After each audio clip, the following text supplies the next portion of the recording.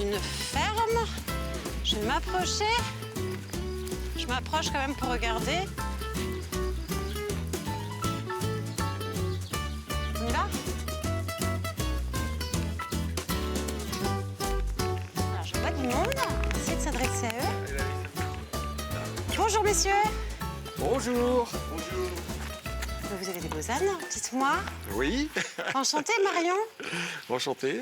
Votre Vous prénom? vous baladez? On se balade exactement avec Stéphane, on parcourt les chemins.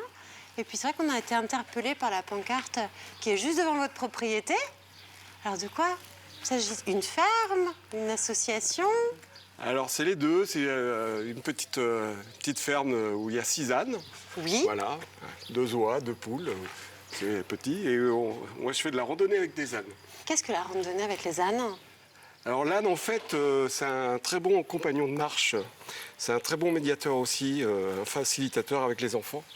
C'est un animal très calme. Et en fait, c'est un équidé, mais il est classé aussi comme un animal domestique parce qu'il a un comportement un peu comme un chien. C'est très, très affectueux. Voilà. Et en fait, c'est très intelligent, plus intelligent qu'un cheval. Hein, c'est une très, très bonne mémoire. Et ça a beaucoup de temps d'observation, en fait. Il observe tout le temps. Par exemple, si on randonne, il manque une personne, il va s'arrêter parce qu'il ne voit plus l'autre personne. C'est très, très observateur et c'est très réfléchi. Et c'est surtout aussi au départ, quand on veut randonner avec un âne, c'est son compagnon, comme je le disais, et il a besoin de prendre contact, donc d'affection, de se sentir, d'être vraiment bien avec les personnes. Rassuré peut-être aussi? Voilà.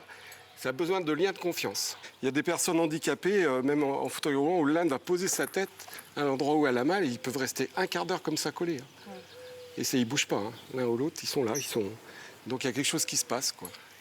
Aujourd'hui, c'est ton métier, c'est ta passion? Alors, c'est une partie de mon métier sur l'organisation de séjours et de la médiation asine. Après, on a l'association Andy Pied d'Aventure, où là, il y a des personnes de l'association qui sont là avec moi aujourd'hui. Enchanté, messieurs. L'association, elle permet d'avoir un peu le matériel au niveau de l'handicap et aussi de faire découvrir aux familles l'accessibilité à la découverte de la randonnée. Et ma question va peut-être être indiscrète. Comment es-tu arrivé à créer cette structure? Alors moi, j'ai travaillé dans le milieu de l'animation, de la prévention et dans le milieu thérapeutique. C'est-à-dire j'étais éducateur dans une ferme thérapeutique. D'accord. Donc la ferme de la Verne, maintenant qui n'existe plus. Enfin, c'est passé sur une autre identité. Et c'était des gens qui étaient en séjour à la journée, en hôpital de jour. Et le lien avec l'animal, moi j'ai toujours eu, je suis fils d'agriculteur. D'accord. C'est pas le handicap qui t'a amené à l'animal? Non, voilà. J'avais été déjà dans le milieu avec les animaux, mais l'handicap a fait voir que l'animal apportait beaucoup. Forcément. Voilà. On va continuer à discuter de tout ça. Alors là, vous avez... Allez. Bonjour. Et quand vous recevez du monde ici, donc au niveau de la ferme, est-ce que les enfants peuvent s'occuper? Ah oui. Ah oui, alors les gens qui viennent ici, l'âne n'est pas abatté tout de suite, et on fait du A à Z. C'est-à-dire que vous avez vu, on va les brosser, apprendre le soin de l'âne, et à chaque fois, moi, je responsabilise les enfants. Voilà, les parents sont responsables, mais c'est les enfants qui vont être responsables pendant le séjour de l'âne. Donc là, ils sont fiers, et c'est eux, ils y font attention. Et en fait, ils sont focalisés sur l'âne et ils sortent plus leur portable ou leur... Donc voilà, donc les gens, en fait, quand les gens viennent faire un séjour, ils viennent la veille. Au revoir. Tout de suite. Ils viennent la veille et l'objectif, c'est que pour pouvoir être prêts le lendemain matin pour partir. Donc ils viennent, ils hébergent dans les tipis, c'est des tipis nordiques qui peuvent s'ouvrir tout autour. Ça fait une tente berbère quand c'est ouvert en fait. Et l'objectif, c'est qu'on fait la menée de l'âne le soir pour tout préparer pour le départ du lendemain matin. Puis après le matin, on part vers le lac là, et là, moi, je les accompagne pendant 2 heures parce qu'il y a des passages où c'est vraiment un peu comme où c'est des chemins assez étroits au pied du barrage. Voilà. Oui, qu'on a pu emprunter tout à l'heure pour venir jusqu'ici, justement. Voilà, donc là, quand on fait la marche, puis il y a des passerelles à passer. Donc cette partie-là, je les accompagne, ça me permet de voir comment ça se passe, comment eux, ils réagissent avec l'animal. T'adores ça? Ah oui. T'adores ce contact, tant avec les animaux qu'avec l'humain. Ah bah oui, oui, tout est lié. Qu'est-ce que ça t'apporte, Eric? Ben, moi, j'aime bien voir les gens heureux, donc ça me rend heureux aussi, Les tout enfants, simplement. surtout, peut-être. Ah ben, les enfants, forcément, mais c'est un tout, c'est les parents. Les parents retrouvent aussi, certains, ils retrouvent la relation avec leurs enfants avec ça.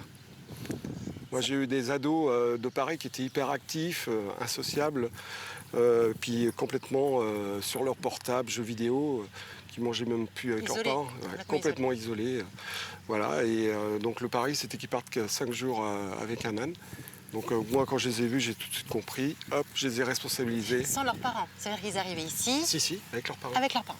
Par contre, j'avais briefé les parents, disant c'est eux qui vont être responsables des ânes, c'est pas vous. Et après, ben, les jeunes, quand ils arrivaient dans les étapes où il y avait des lieux d'accueil, ils étaient fiers d'expliquer aux gens ce qu'ils avaient fait. Ils ont commencé à manger avec les gens, ils ont goûté à tout, ce qu'ils ne faisaient jamais avant. Les parents m'ont dit ça. C'est la meilleure des récompenses. Ça. Et en fait, les parents, ils ont retrouvé leur gamin, quoi. Et ils n'ont pas touché à leur portable pendant les 5 jours. Ceci dit, on n'a pas envie. Honnêtement, quand on arrive ici, on est Bah complètement voilà. déconnecté. Ouais. Mais ceci dit, c'est pas gagné. Effectivement, voilà, quand on a ouais. ce genre d'ado qui arrive. On continue? Ouais. Allez, c'est parti. Le seul sourire et bonheur partagé sont une récompense exceptionnelle que vit Eric au quotidien.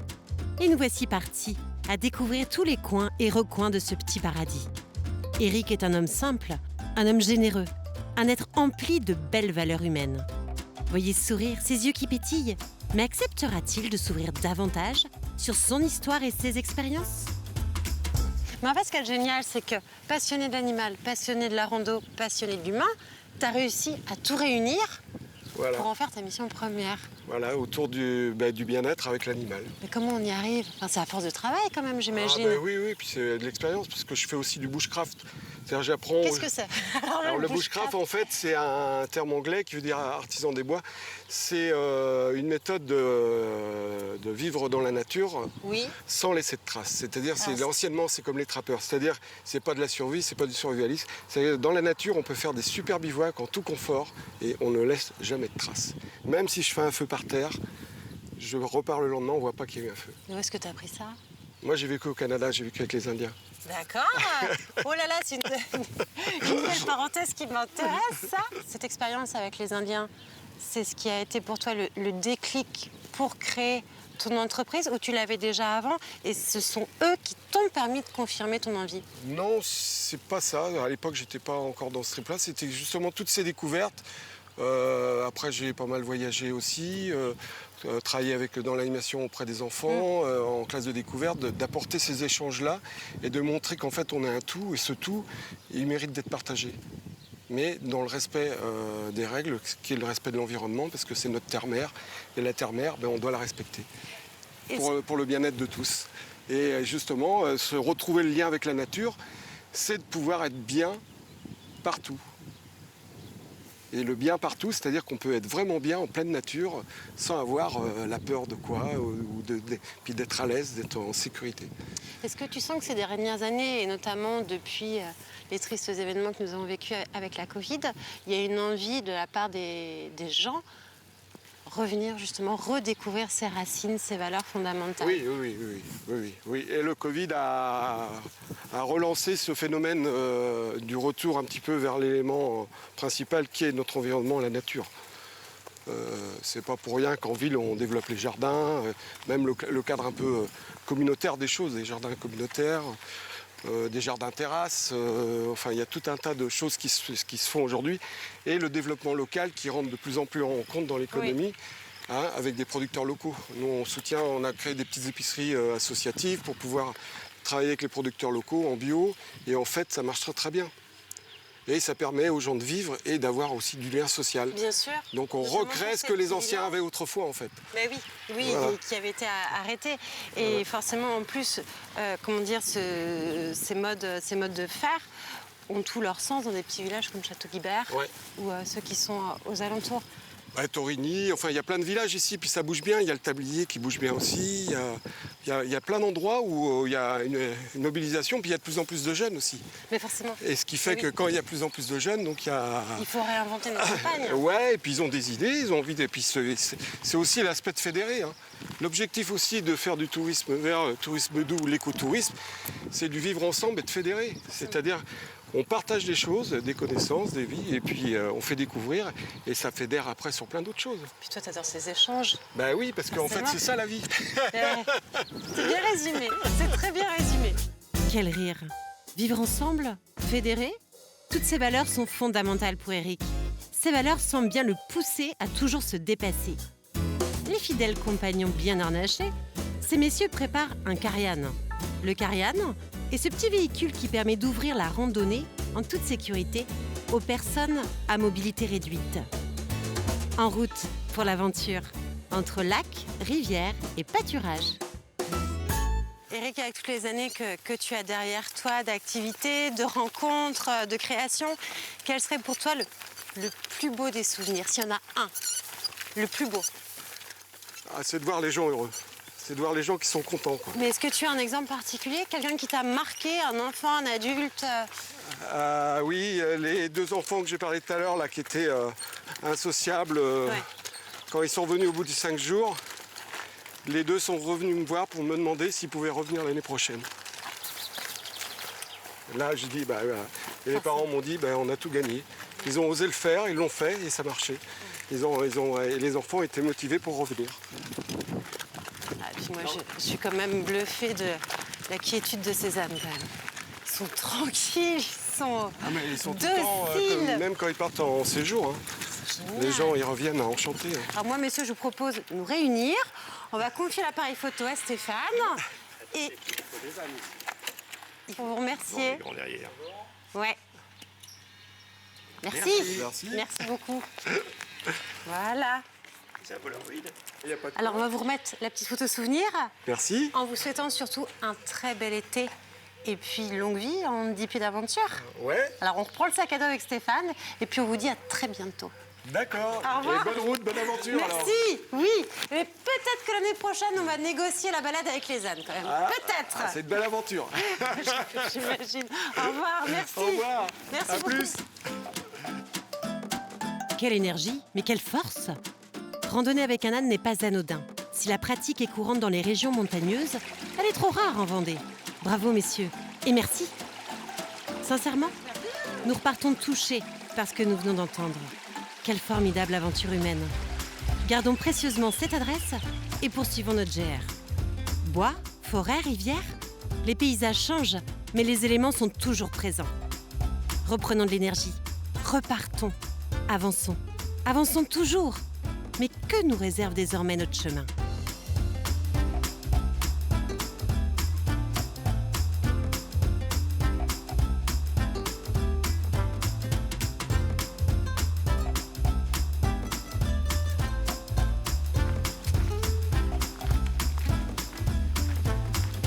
Fait des herbes, production de plantes aromatiques, médicinales.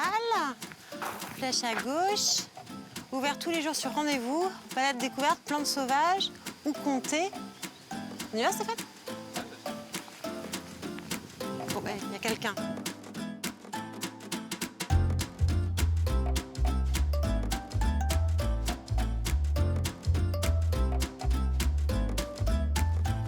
Bonjour. Bonjour. C'est bien ici, l'effet des herbes? Oui, c'est ici. On a été attirés par votre petite pancarte sur le coin de la route. On peut venir vous voir? Bien sûr, approchez. Où est-on? Dans le jardin des fées. Un petit paradis? Oui, c'est le jardin des fées. Donc, c'est une petite production de plantes aromatiques et médicinales. Parce que quand tu dis petite production, Oui, ben après, ça reste à échelle humaine. Je suis toute seule à Tu es toute travailler seule. ici.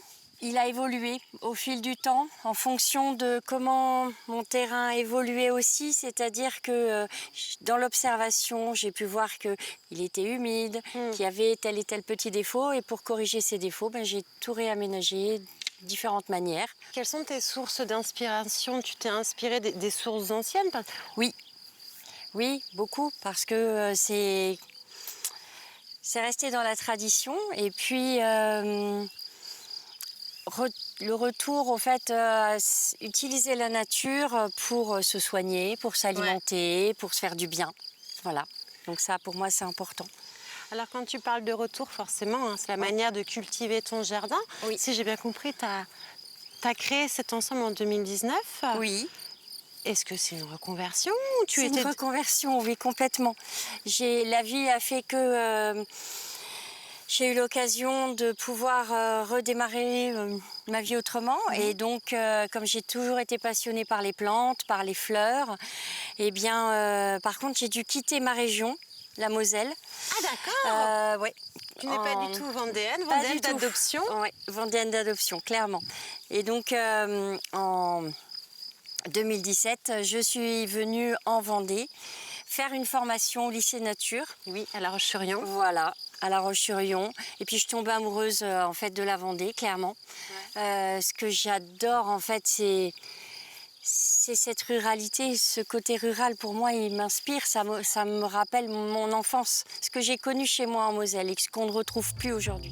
Dans un lieu où la biodiversité est reine, où des fées seraient même les protectrices des plantes, Anne-Marie, déesse des fleurs, a longuement travaillé et pensé pour donner vie à une palette végétale sans pareille, une palette emplie de pétales.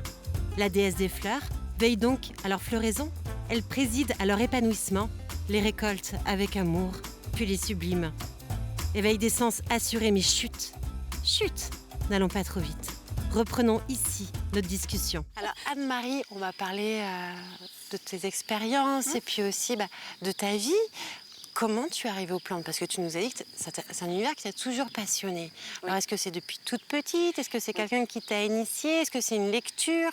En fait, les plantes, moi, depuis que j'étais toute petite, on m'a rien enseigné, mais je les décortiquais pour voir comment elles étaient faites à l'intérieur.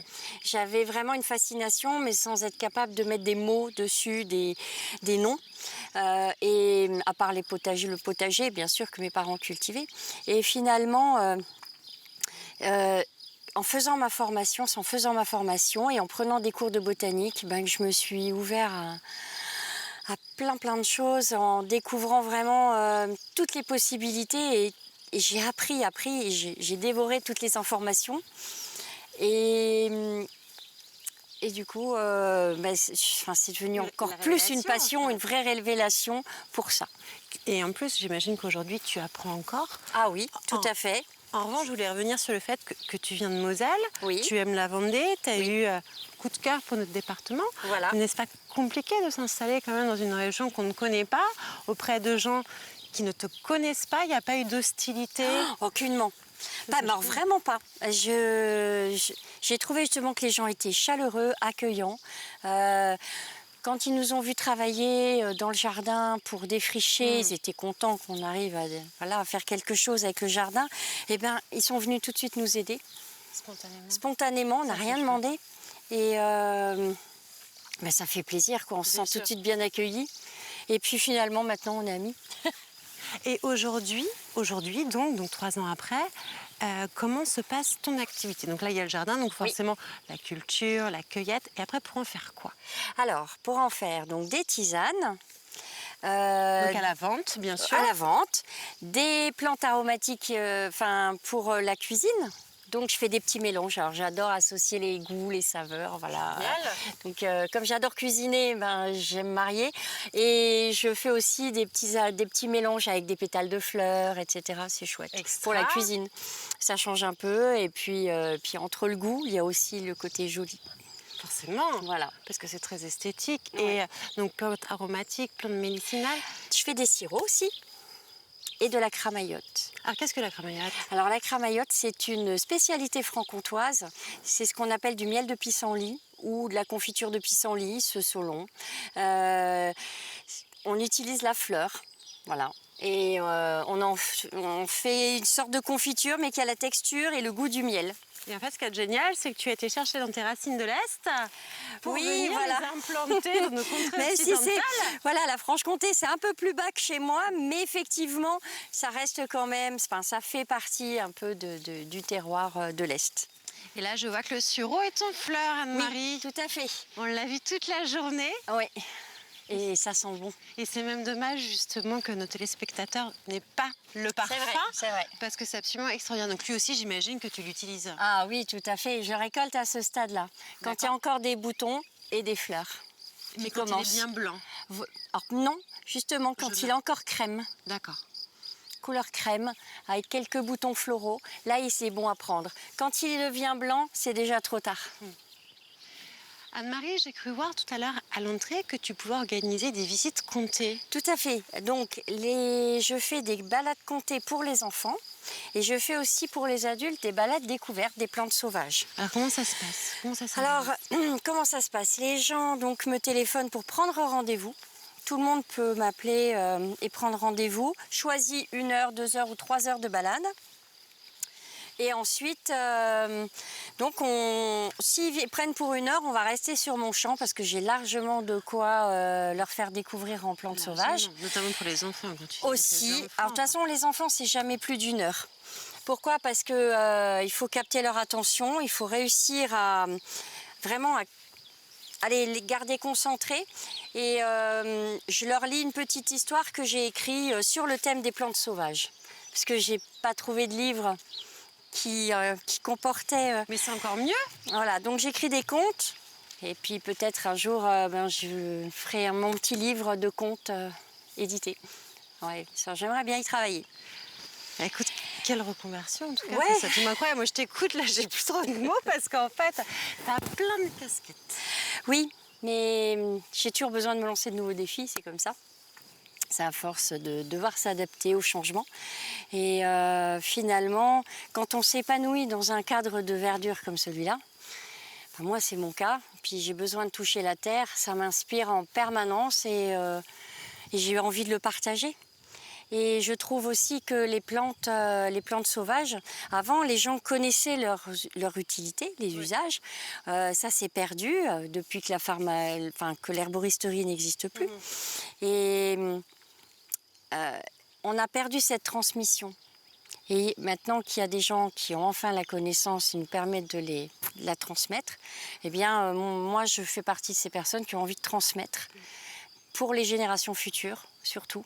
Est-ce que tu peux encore rencontrer des gens, Anne-Marie, qui ont peur des plantes, qui sont réticents aux plantes? Oui, parce qu'ils ne connaissent pas. Parce qu'ils ne connaissent pas. Et quand on ne connaît pas, on a peur. Et c'est pour ça que je disais que transmettre la connaissance des plantes, c'est important, puisque peut-être qu'un jour, on n'aura pas le choix que d'y revenir. Il y a quand même, depuis la crise sanitaire, il y a eu un gros engouement à nouveau pour les plantes médicinales, de plus en plus. Et même pour se prendre soin de soi, c'est pour ça d'ailleurs que je fais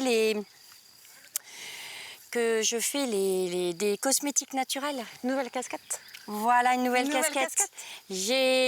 Mon mari m'a aidé, m'a fait un petit laboratoire. Et puis dedans, j'y fais tous mes petits cosmétiques. Tu nous acceptes de nous Ah, faire mais oui, découvrir je ton vais vous montrer laboratoire? tout ça. Oui. Et puis mon atelier où je fais mes tisanes et je fais sécher mes plantes. Je vais Alors, vous je te montrer suis, tout ça.